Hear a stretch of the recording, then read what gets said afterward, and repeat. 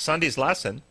The lesson title is Presuppositions, and points out that all of us have our biases, our histories, our assumptions, life experiences that impact how we see the world, including how we read Scripture. Learning how to examine our own biases and assumptions and moving more towards more accurate reality-based assessments is a sign of maturity. Graham Maxwell used to use the acronym FOTAP, F-O-T-A-P, the fallacy of the assumed premise.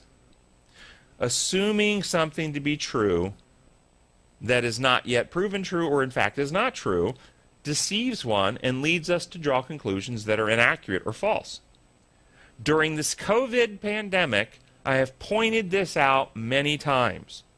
If you have listened carefully to Doctors Fauci and Birx, as they have given their projections and potential impacts and deaths, they have said repeatedly the following: the models are only as good as the assumptions they are based upon.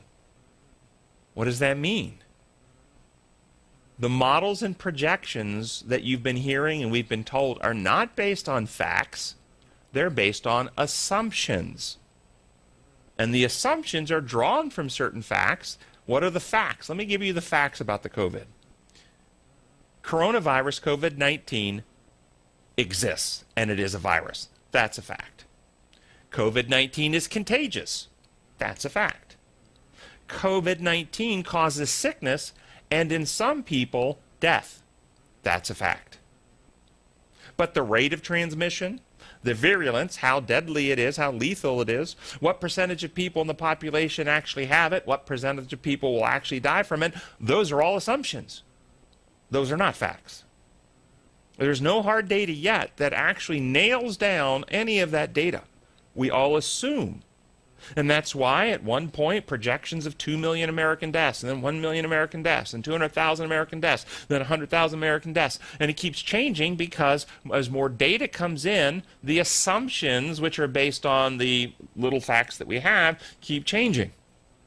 Situations like the current COVID pandemic are perfect grounds for evil and good to be manifest, good and evil to be manifest. Good. People who willingly put themselves in harm's way to help others, such as the healthcare workers.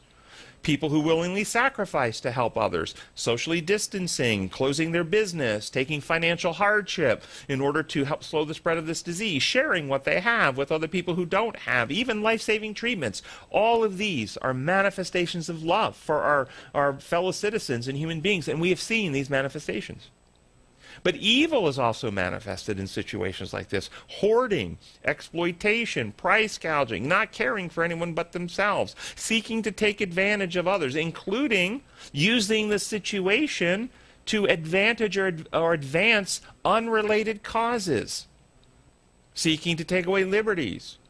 Remember, freedom is one of God's design laws, and encroachments on liberties will always incite rebellion. Using the situation to vilify or malign other people. So we have seen also, as we've seen good being manifested in our society during this, we've seen evil being manifested. Such situations as the decisions being made in the world by the world leaders all across the world today are perfect breeding ground for people who want to divide us and cause hostilities. Why is this a perfect breeding ground for that? Because let me make it very clear. There are no absolute right decisions. These are all cost-benefit analysis, pro-con decision making. Closing the economy at all, closing down businesses or not. Opening the economy back at a certain time, changing the date, going a different place. All of these decisions are not absolute rights or wrongs. They have consequences. To close it or not close it will result in outcomes. If you close it, business, certain people will be harmed, certain people will be benefited. If you don't, certain people will be harmed and certain people will be benefited. Every decision will have pros and will have cons, which means that those who seek to divide and cause disruption and hostility will use these circumstances to criticize and attack, regardless of what the other side or the other people do. The mature, those who are looking to bring unity, will look toward respecting people and understand the difficulty in decision making and realize there is no right, and we're doing the best that we can for the most to get the best outcome from all people involved while trying to respect people in this difficult time. It also goes to the level of maturity people have. Immature people don't like making decisions that are not absolutely right or absolutely wrong, where there is a potential risk involved that is unforeseen, and you do the best you can with the information you have. This is the type of mature decision making that physicians are trained to do, weighing the pros, cons, risks involved, but not knowing the future and not knowing the absolute outcomes.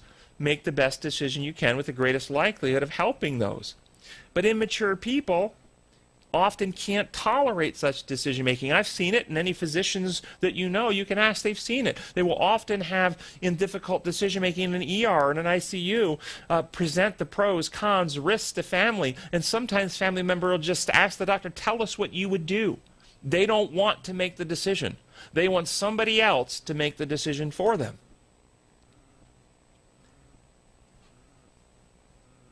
And then, if that happens, somebody in authority makes a decision, best intentions, trying to make the best outcome, and things don't turn out the way the person who refused to make the decision wants, then they turn on the person often and will attack them. This happens, and it's happening in our society right now. I challenge you to look and see that there are no right and wrong. There are only the best decisions we can make. And let's try to be unifiers rather than dividers in our countries and around the world right now.